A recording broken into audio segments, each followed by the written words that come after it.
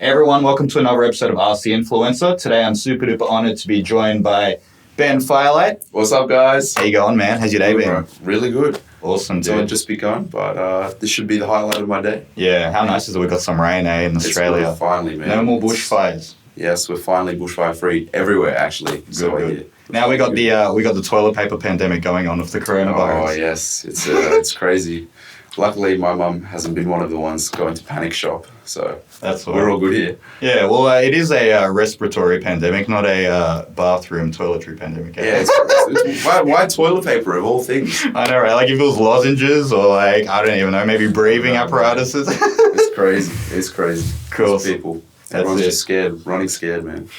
What can you do? Moving on with the show, guys. So, as you know, I want to start off with your origin story. Yes. So, 2 questions for you. When do you feel you got into music, like in your personal life? And then second question, how did Firelite come about? When did you go into hardstyle scene, a hard dance scene? Well, my family's always been sort of a musical family. I started playing guitar when I was like in year 1, I think. Oh, wow, awesome. Yeah, but it was never really amazing. And then I sort of picked up other instruments throughout primary school. I did saxophone as well in year 3. And tried to learn a bit of piano like throughout year 5 and 6. But then I got into hardstyle in year 7 when my friend showed me all the like shuffling videos and all that. So that was like my entry point into it. I was like, oh, sick, this is dance music. And I was into like hands-up music, like Cascada, nice. DJ Manny and all that sort of stuff. And I was just like, I fucking love this music. Like, it's so good. I wanted to learn how to get into it. And, I wasn't that good at the shuffling. So I was like, okay, what if I try and make the music? So I heard about FL Studio. I got that, downloaded that.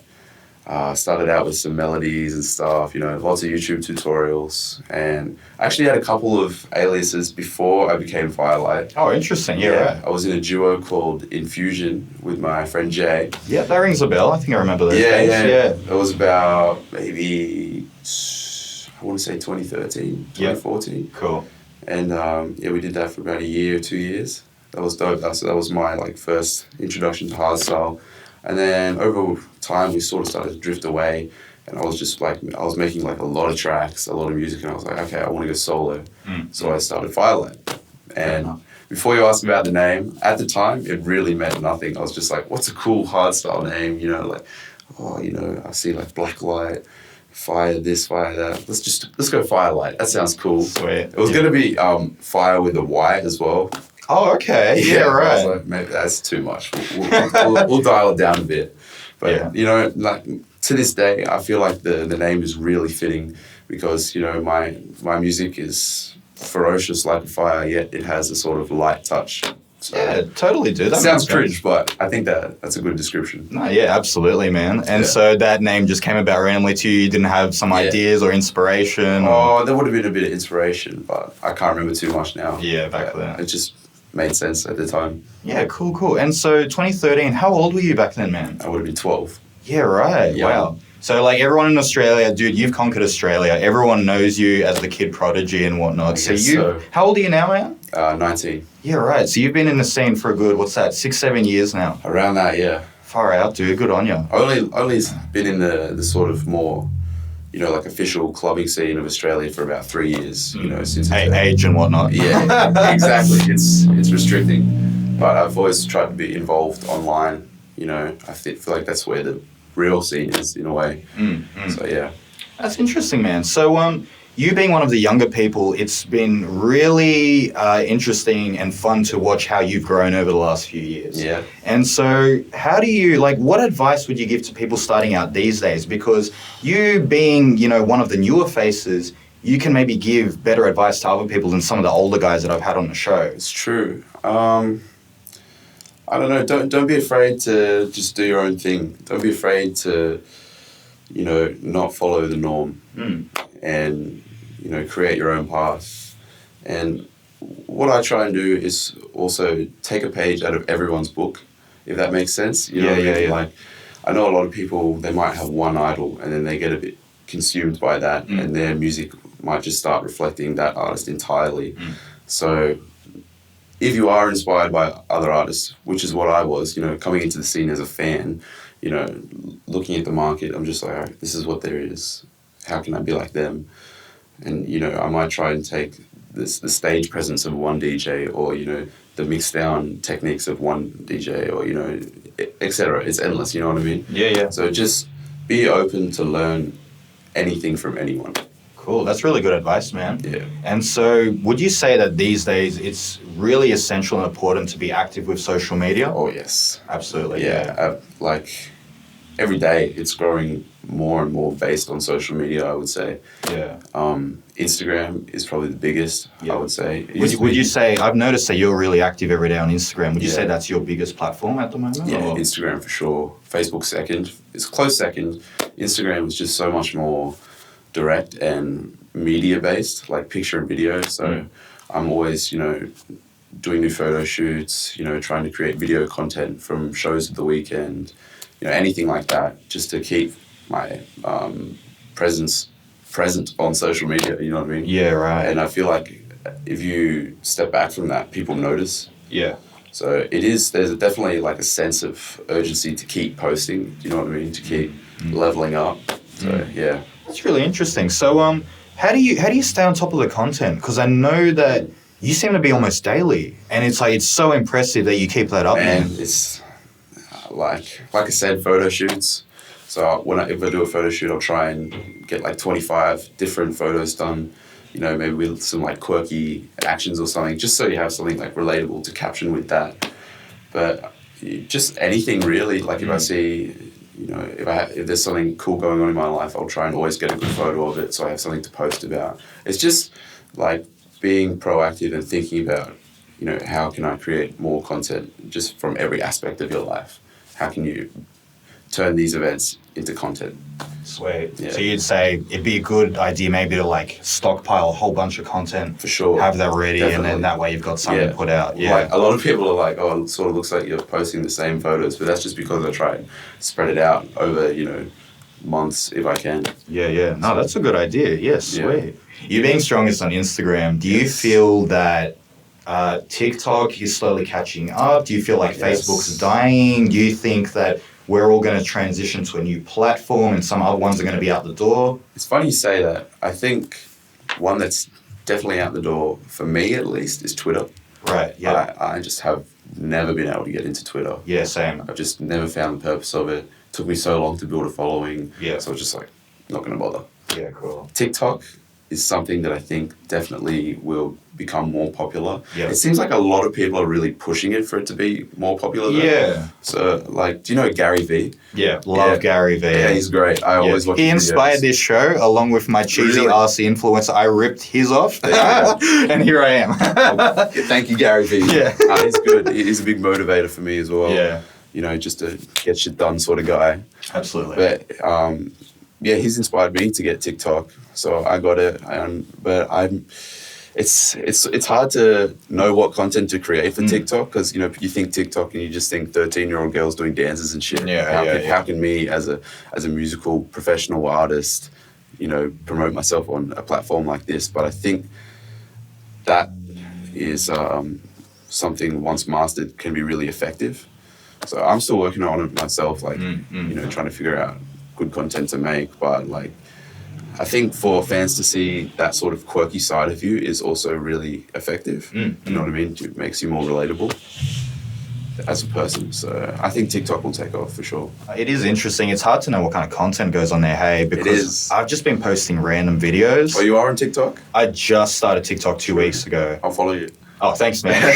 Follow for follow. Cheers, bro. Yeah. No worries. Now, like, I've been putting up just random clips of my music. Yeah. Nothing happening. Yeah. I'm just like, Devo, this is really hard. One day, I put up a short 10-second snippet. I did a Hooligan Hefs edit. I just did them dancing for 10 seconds, but, like, obviously my track. Yeah. That blew up. Like, 12K views. And now I'm up 200 and something followers. Yeah. All because of this one clip. And it's like, it's not even me, really, but, like... I guess it shows that, like, it's all about hype. You know what I mean? It's all about, like, trending. Do you know what I mean? Totally. So, like, no one's gonna really look at you just, you know, videoing your song. Because, like, what's that? You know what I mean? If you're scrolling through that main page, it's all, like, these funny, quick videos, you know what I mean? It's just quick wit, you know what I mean? If you can have something that's like eye-capturing, and what's more eye-capturing than Hooligan Hefts, you know what I mean? That's it, Or what's more eye-capturing than something that's trending, do you know what I mean? So I feel like you really have to think about like catering to the market more on TikTok than you do anything else. Do you know what I mean? Yeah, cool. That's interesting. Yeah. Alrighty, dude. I've got some questions from some fans and some mates. Sure. First one is from Davey L. And he goes, JTS and Technical, your real dads. Oh, well, on birth certificate, no. If we're talking rave dads, maybe. Maybe, yeah. I mean, sometimes I feel like I'm James's dad. Yeah, right. Like, maturity level? Yeah. Alf is like a grandpa. Yeah, right. I mean, Alf is Technical, or James is JTS, because Alf is a grandpa now. He's got 2 kids. He rarely comes out late at Massive, so... I mean, I love those guys. If we're talking UK hardcore, then they've definitely fathered me into that genre, for sure. I really enjoyed your track with them recently. I think you put up week or a week ago on SoundCloud. Yeah, it came out last Tuesday. Yeah, cool. I fucking love that track so much. Yeah, man. dude. Like, very energetic and awesome stuff. I came into that sort of scene like mid last year. I met them too. Actually, I met Alfie first. I originally thought that JTS hated me just because, like, I don't know, it was just weird vibes. And then I was like, now we're like really good mates. But yeah, and then I said, we should make a collab. I sent them that vocal and the melody, and then we hit Alf's studio and did the track in like a day. Awesome. Yeah, it was really good. Sweet, dude. That's awesome. Next question. This one's from Kelvin K. Yeah. He goes, mate, your name's Firelight. Do you enjoy lighting fires? Oh, mate. How dry is that? That's dry. That's drier than the Australian bush this summer. The answer to that is no, I do not. I have no tendencies for arsony. That's good. That's the way. Yeah, don't criminalize yourself. No. Third question from Jeremy B. Yes. Can he have your Vans? Oh, Jeremy, no, you cannot have my Vans. Funny story about this, right? Yeah, what's the story behind this? So there was this random guy, I have no clue who he is, who inboxed me on Facebook and just said, can I buy your Vans? Like, he must have seen a photo of me wearing those shoes, and he just said, can I buy your Vans? And I was like, originally I was like, no, like, I like these shoes, you're not going to buy them. And he just kept asking, he's like, why, I'll pay you a good price, like, I collect Vans. I was like, why don't you just go buy a brand new pair of shoes? He's like, no, I like yours. I was like, all right, you can have them for $800. And he's like, what? But brand new ones are $150. I was like, I don't want to sell you my shoes, man. And then I forgot how I told Jeremy. I think it was on a stream or something. And now every time I see him, it's just, hey, bro, can I buy your Vans? Freaking hell. Yeah.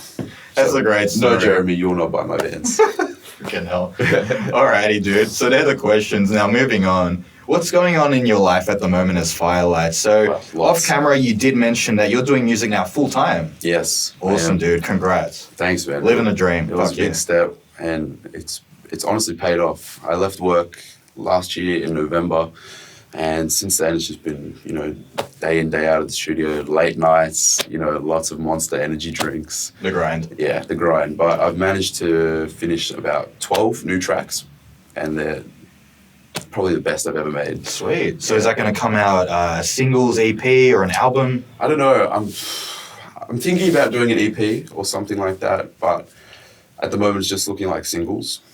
But yeah, hopefully they'll all get out soon. What are your thoughts on that? Do you think an artist that has a large collection like that, do you think it's better to do singles, EP, or an album? Or free release? Yeah, I don't know. It depends on the scale of the artist. If I was to do an album right now, I think that would be bad. I think a lot of tracks would be overlooked, unless I can create really good music videos for each song and, on a good label and do maybe like 4 singles over like 4 weeks and then drop the whole album. But it's just, I don't have the resources at the moment to do an album to the standards that I would have for it. So I think an EP would be a good thing, have like 3 themed tracks or something, put them out, drop that at once, So it's hard for people to digest an album. Like I know when a new album comes out, unless I have an hour to sit down and listen to the whole thing, I'll only like listen to like 3 of the main tracks, you know what I mean? And then maybe I'll hear them later on in spurts, but that's just how it is. Yeah, no, I agree with you, man. 100%. People's attention spans are so short these days. Yeah, and it's such an interesting topic to talk about because even when I was going to launch this podcast, like we watch Netflix, and it's really difficult because sometimes they give you the whole season, like all at once, and you can sit there and you binge watch it, and you become a big fan because you binge watch it. Yeah. But then, if you don't have that time, it's like, okay, maybe if they release one episode a week, maybe that would be a bit more appropriate. Exactly. Yeah. Because 100%. I think that's a better method. Yeah. I think a lot of people do that with their albums. Like they stagger maybe 4 out of 8 releases first, and like drop it week by week or something, so that you're sort of capturing people's attention more directly for one moment, and then wait, and then you know what I mean. It's just just a better method. Yeah. Cool. Yeah. Awesome, man. So for your future coming up, any surprises? What's going on? Well, What do you got planned for the year? There is something quite big in the talks at the moment. Can you bring it up or not yet? I will say it's a label. It's a label. So I'm in the process of moving labels. We're talking 150 BPM or a bit higher? I'm talking 150. All right. I was going to have a guess. 150 and 170. Okay. Yeah, cool. So watch out for that. I can't say anything because it's only 80% confirmed. That's all right. Fair enough. But when it is, you will know. Awesome. Cool. Came for that. So that should be good. And hopefully all these new tracks I've been writing can come out on that label. Okay. So that was sick, yeah. Yeah, sweet. Any other plans, man? Any side projects? Other aliases? You've been dabbling in other genres? Yes, I have actually. Yeah? I'm doing a lot of rap producing. Oh, awesome, dude. A lot of my friends are rappers, so I make beats and stuff like that. Oh, cool, man. But it's nothing too serious, but it's just fun on the side. Yeah, totally. Yeah. In regards to hardstyle, I have been thinking about doing a sort of live act, but I don't think that'll happen this year. If anything, next year, it'll be definitely based around the whole fire theme. Yeah. Maybe a EP, with fire themed tracks and all that, fire visuals. So what do you mean by live act? Like live act, sort of like a pre-mixed set, but more like a planned out set. Yeah. Write the music directly so that it can follow through with a really, like consistent set instead of just playing random tracks here and there. And I would do a costume and visuals, like I said. Yeah, like a whole show. Yeah. Awesome. So, yeah, sweet. Yeah, it would be pretty much just like a choreographed show. Oh, awesome, dude. Yeah, that's a good idea. I've always wondered, like, a live act, like, I never understood the definition, to be honest. Yeah, it's really up in the air. Like, Yeah. for some people, it just means putting on a fucking hat.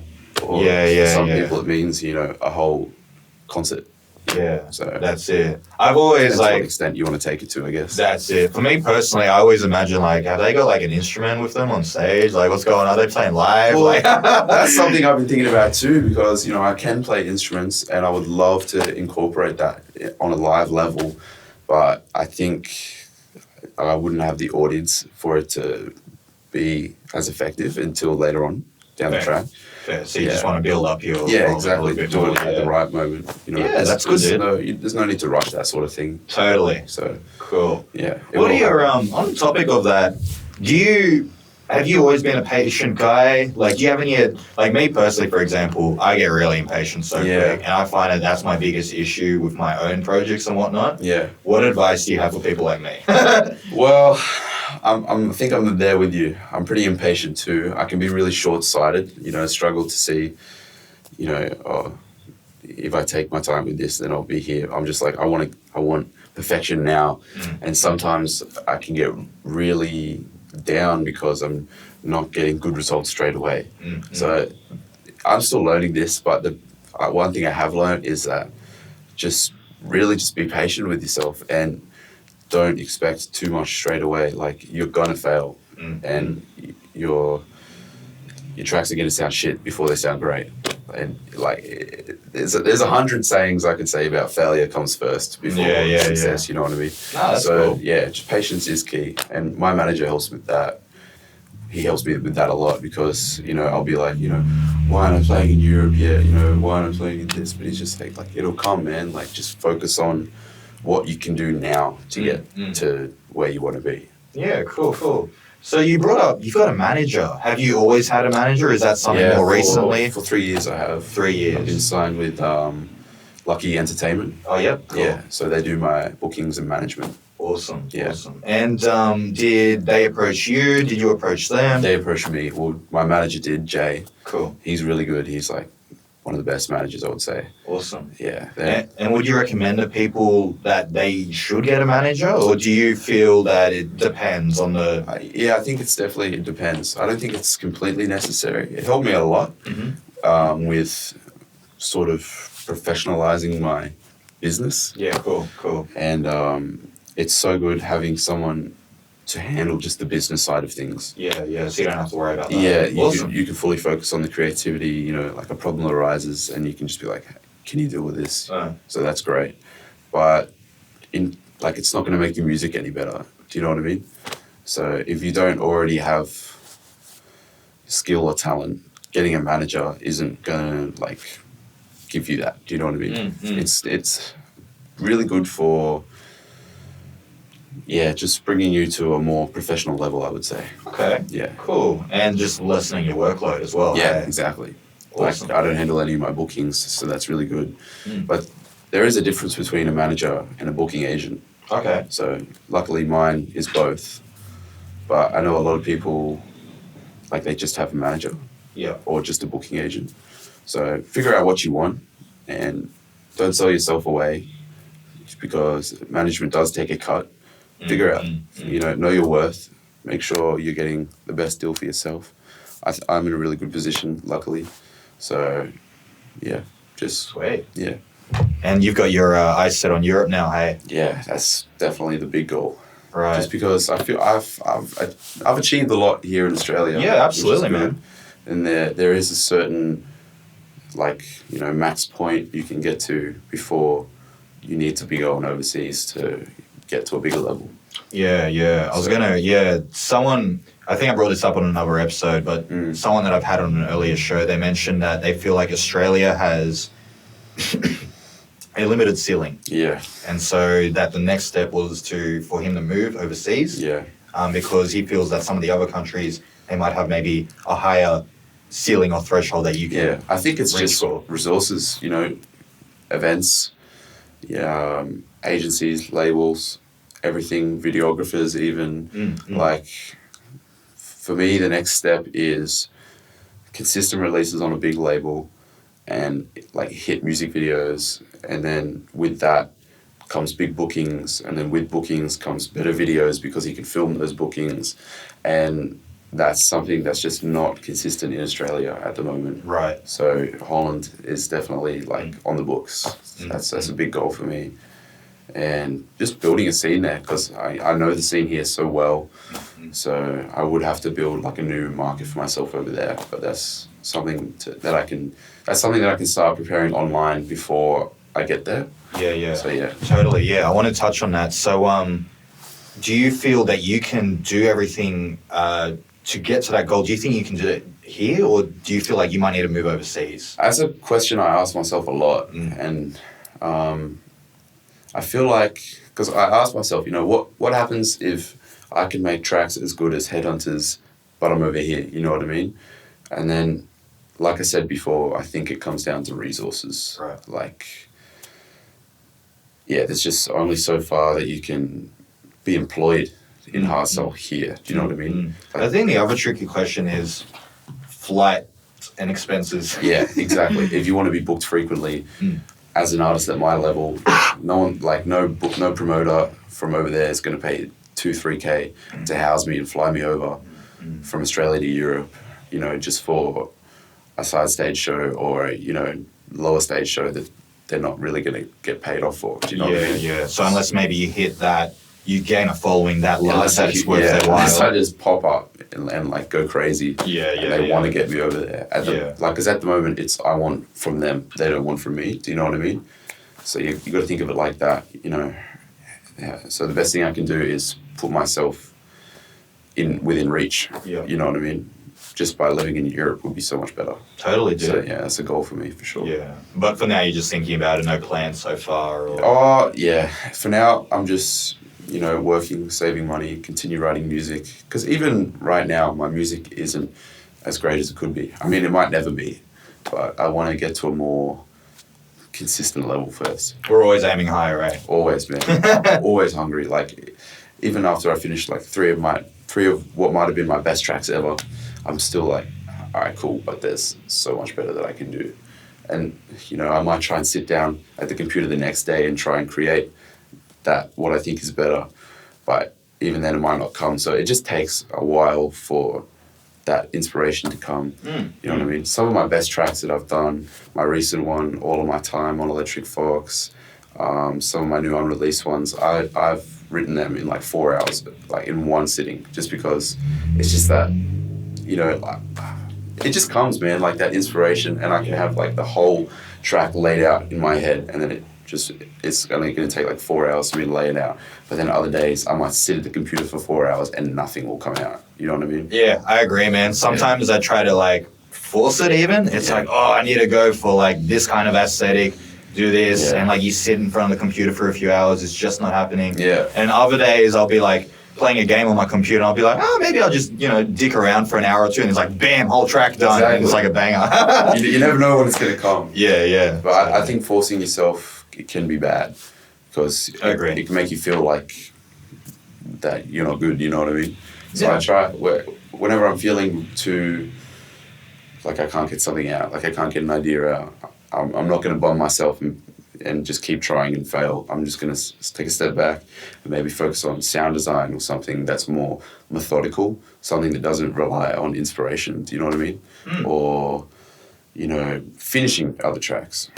You know, so when inspiration dies, just stick to method. Yeah, that's good advice, man. Yeah, sweet. I'm sure a lot of people benefit from that. Cool. And you mentioned that you were dabbling other genres, so just a bit of rap on the side for fun. Yeah, rap. I try a bit of everything, man. I make some like D&B. Like, do you have like a side alias for that kind of stuff, the random EDM stuff, or is it all just going under Firelite? Probably just under Firelite, to be honest. Or I only really release hardstyle stuff. Yeah. I do have another SoundCloud account called Just Ben Gosling. Cool. Where I used to do a lot more stuff, like... You're doing a bit of house, I think, at some point. Yeah, heaps of different stuff. That's just like real chill shit. Yeah. It's like, that sort of stuff is like real from the heart stuff. Yeah, cool. Which is, I feel like everyone needs to do at some point. You know, just... Because even with hardstyle, even though it's what I love, sometimes I am producing more for a market rather than what is like what I really want to make. Of course, I'm channeling, you know, my own passions through hardstyle, but for that other stuff, it's all just pure inspiration. Yeah, makes sense. And on that topic, I feel like I've almost brought this up every episode, but do you feel like it's difficult to release other styles and genres under the name that's been established with a certain style? Sort of. Like, do you feel like that fans, they sometimes get upset, or you could potentially lose them as soon?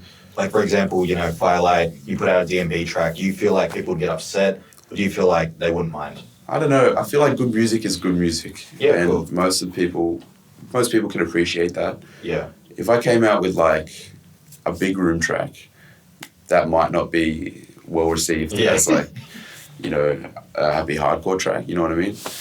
But someone who I think does it really well is Audio Freak. He can change genres very well, but it still sounds like Audio Freak. Do you know what I mean? Yeah. So if you're still making music that sounds like you, and you're sure that that's why people like your music, because it sounds like you, then I think you'll be fine to dabble with other stuff, other tempos, other styles, but it still sounds like you. Do you know what I mean?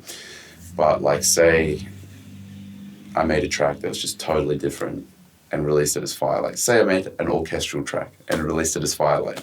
People might be like, what the fuck is this? Like, they might think it's like linked to the wrong Spotify account or some shit. Or you're making a turn and you delete it. Yeah, exactly. Or it's a sellout. Yeah. I think, like, I always try and experiment, but I try and, like, keep it on one track, but just, like, you know, don't vary from the path too much. Do you know what I mean? So it's still consistent and still has that, you know, my sound to it. Awesome. I just want to give a big thank you to just everyone who listens, who downloads, who just plays my music. You know, I would be nothing without that. So the fact that I can make what I love and it be received so well is awesome. You know, thanks to everyone who's coming to my shows, coming to Masif regularly. Just big thanks, because you guys make it worthwhile. Thanks for being on the show, Ben. Thanks, man. Thanks for having me.